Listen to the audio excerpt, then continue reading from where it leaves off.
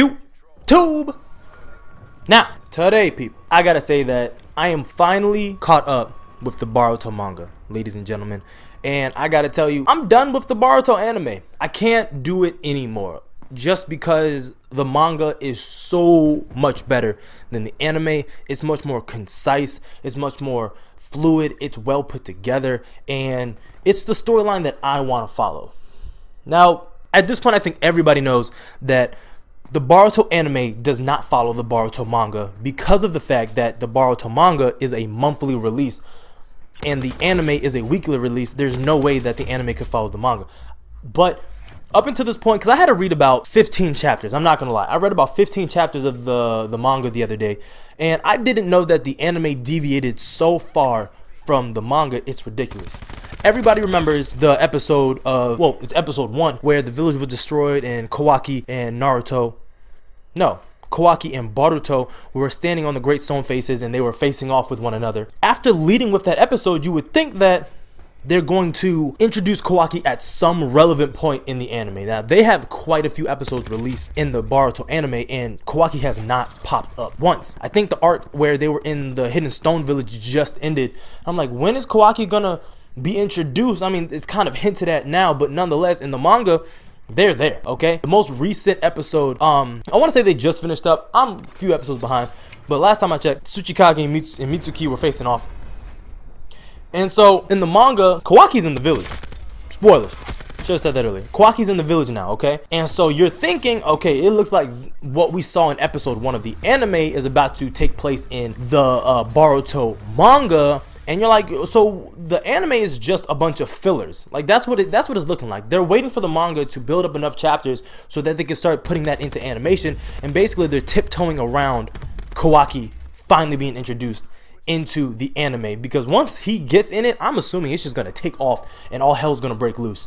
So you're looking at the anime and you're reading the manga, and it's like these have to be two different people doing two different productions, and none of them are comparing notes with one another before they make a final decision, because they deviate so much. It's the only thing that's consistent are these fucking scientific ninja tools, which have just blown up for some reason, and they really need to tone those down, but that's a topic for another video. So in the manga, in at least the last 3 chapters, we're introduced to Kawaki, and Kawaki is a fucking savage, okay? You can guarantee that if Kawaki looks like he's about to kill somebody, he's about to kill somebody. There is no playing around with Kawaki, okay? I think he's already taken 2 people out at this point, and he almost took out a little kid. He does not care. All right, now we discover that he is running from an organization of Kara. All right, Kara is the organization that bought him from his abusive father. They bought him from his abusive father. They ran a bunch of tests on him, and they tried to infuse this karma into Kawaki, okay? And they succeeded. Karma allows the user of this ability, well, Boruto and Kawaki, because they're the only 2 that we know so far, allows them to produce energy blasts and energy discharge from their body, and also allows them to absorb ninjutsu, and I'm assuming genjutsu as well. We've seen this all before.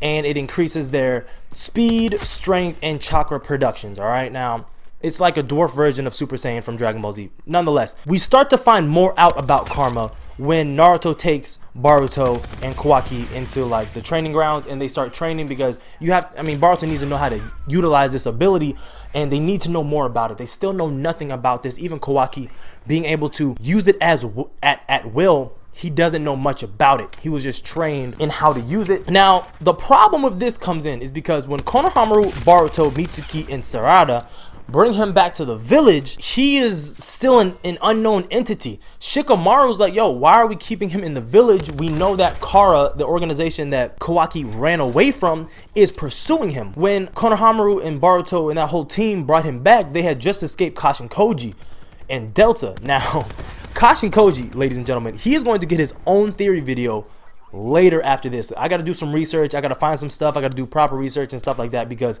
my friend, we've seen this before with Kishimoto, all right? We've seen that Kishimoto likes to do stuff like this, and I'm going to dissect it in a future video that's going to be very soon, okay? So y'all stay tuned for that. But nonetheless, Kashin Koji and Delta are still trying to hunt him down to bring him back to the village. Now Naruto agrees to keep him in the village for, I don't know, there's no specific duration, but he's in the village right now. He's under Naruto's protection and he lives with them in the house. Boruto and him, you know, they don't get along. I don't even gotta say much about that. So like I was saying earlier, he's training them on how to use this ability, and because of this is when Kashin Koji and Delta find their way to the village. All right, they find their way to the village, and Kashin Koji and Delta are standing outside the village, and Kashin Koji is telling Delta that we can't just jump into the village. There is a ninja monitoring system that goes around the village that registers every chakra from every individual that enters and leaves the village.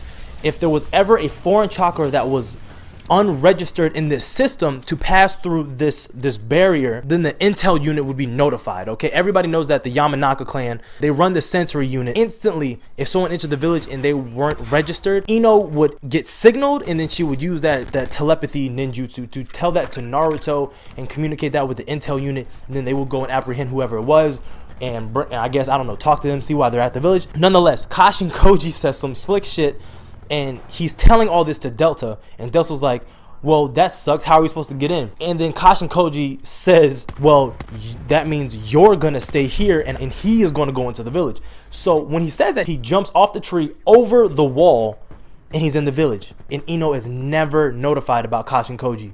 What does that tell you? There's only two options. One, he was a part of the village, or two, he was registered and has been to the village enough times to where his chakra doesn't register off the scale. But anyway, I've talked enough, ladies and gentlemen. If you agree with everything I've said in the video or anything I've said in the video, please drop a like. If you are new, please subscribe and comment what you think is going to happen. Kashin Koji video is coming later this week. If not this week, then it will be at the beginning of next week. But that's all I got for y'all today. Keep it safe, wrap it tight. I'm out.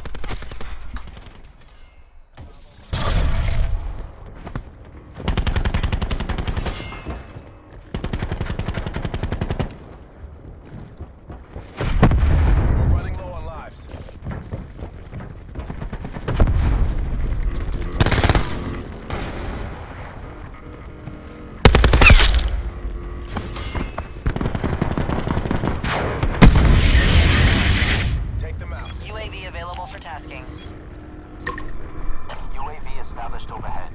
We're taking A.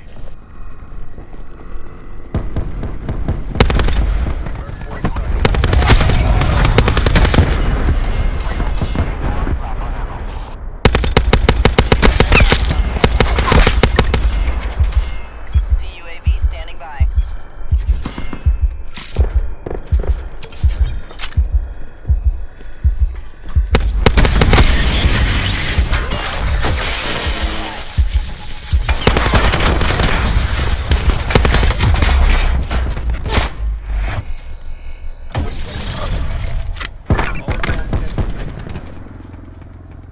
Perfect planning. Perfect execution. Nice work, Black Ops.